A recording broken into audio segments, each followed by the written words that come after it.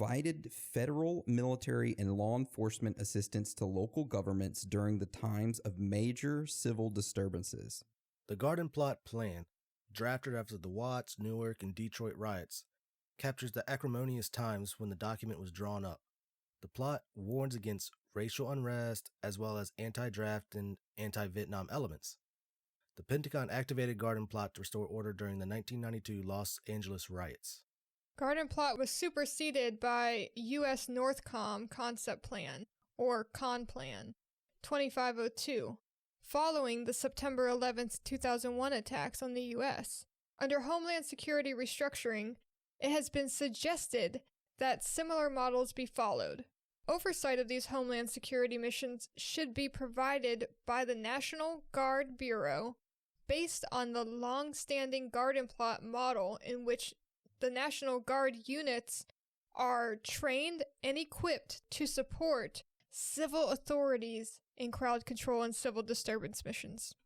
So this meant that slowly more and more control was given to newly founded organizations. And as seemingly innocent bills passed, the deeper the concern would be for the freedom of the people around the country. For example, in the 1980s, a new plan came into effect to, quote-unquote, better protect the people, called Rex 84, aka Readiness Exercise 1984. Through Rex 84, an undisclosed number of concentration camps were set in operation throughout the United States for internment of dissidents and other potentially harmful to the state. This would enact what is known as martial law. If martial law is declared in the event of a national crisis, FEMA takes control of federal and state governments' military commanders. Military commanders replace duly elected officials. Rex 84 allowed many military bases to be closed down and be turned into prisons. Operation Cable Splicer and Garden Plot are the two sub-programs which will be implemented once the Rex 84 program is initiated for its proper purpose. Garden Plot is the program to control the population. Cable Splicer is the program for an orderly takeover of the state and local governments by the federal government.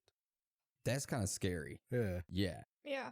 You know, with knowing that shit, how crazy that is, who was the guy that told about all this shit about FEMA? I think you're talking about Ted Gunderson. He was one brave soul, let me tell you. He wouldn't have lasted as long if this happened more close to our time. But I think they still ended up getting him. But later. So this guy, Ted Gunderson, was not afraid to speak publicly about his findings after he retired. He was an FBI special agent in charge and head of the Los Angeles FBI. According to his son, he worked on the case of Marilyn Monroe and JFK's cases. Because he investigated high-level clients, he uncovered some interesting things. I think we're going to have to do an episode on him, so I'm not going to dive too much into his, crazy findings, because he is a part of a lot of things. But he stumbled upon a secret satanic child murdering cult and included 2 American presidents, Reagan and Bush. So, we gotta wait. Oof. I know, it's hard to. Oof. Go look it up if you can't wait, but he's got an episode. Dude was able to connect some bombings together. It was amazing to listen to. Yeah, we're gonna have to go over him. So I have an article that I'll link to talk about the strange case of Ted Gunderson. This Ted Gunderson, he talked about FEMA's plan for the New World Order, and he tried to warn us about it. Now, like Anna said, we won't go too deep into it because we're going to do an episode over him because he's a super interesting guy. So in 2008, Gunderson stated that he had tested positive for arsenic and cyanide poisoning. He also stated that his fingers were turning black, a characteristic symptom of arsenic poisoning. On July 31st, 2011, Ted died from bladder cancer. Well, does that have to do with the arsenic poisoning? Well, it very well could. So you see, we looked up what cancers you get from arsenic, and bladder cancer was listed as number 2. You know, just connecting the dots a little bit.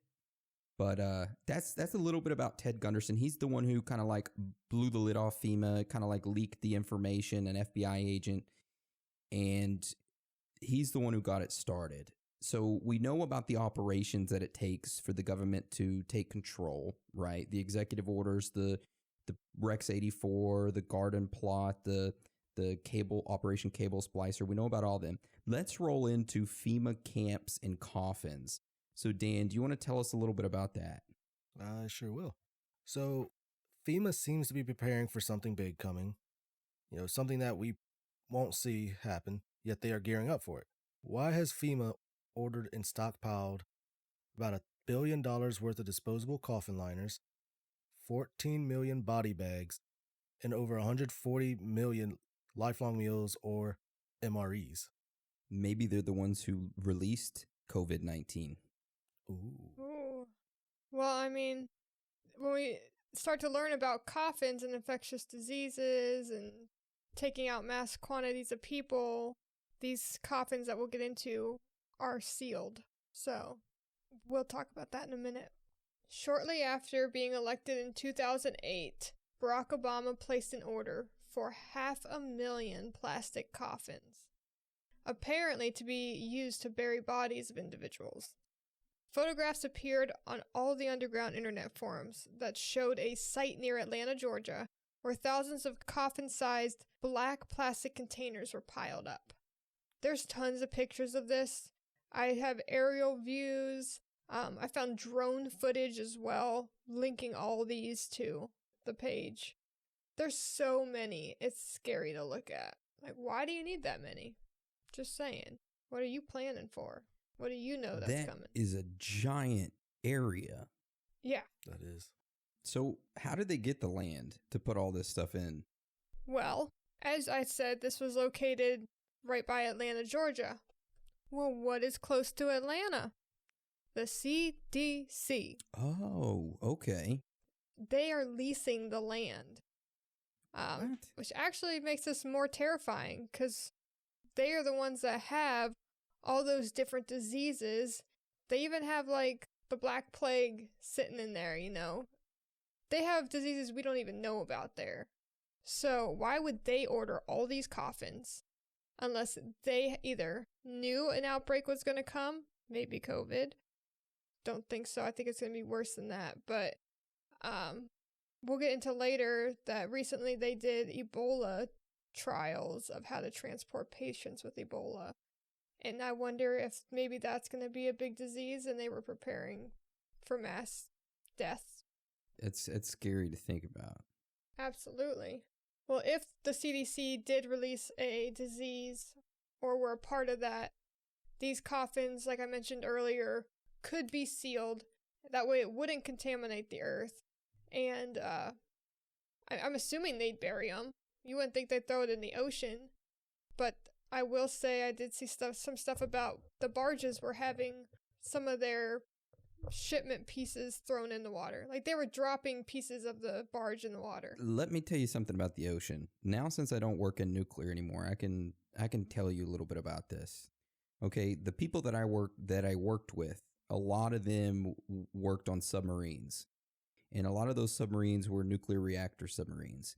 They had a quote in the Navy that was, "The solution to pollution is dilution." They would take all the radioactive waste and just dump it while they were out at sea. Do you think Fukushima's bad? It is bad, but think how many of these submarines have crashed and never been found, and they have nuclear reactors on them. Oh, that's scary. It's crazy to think about. It is.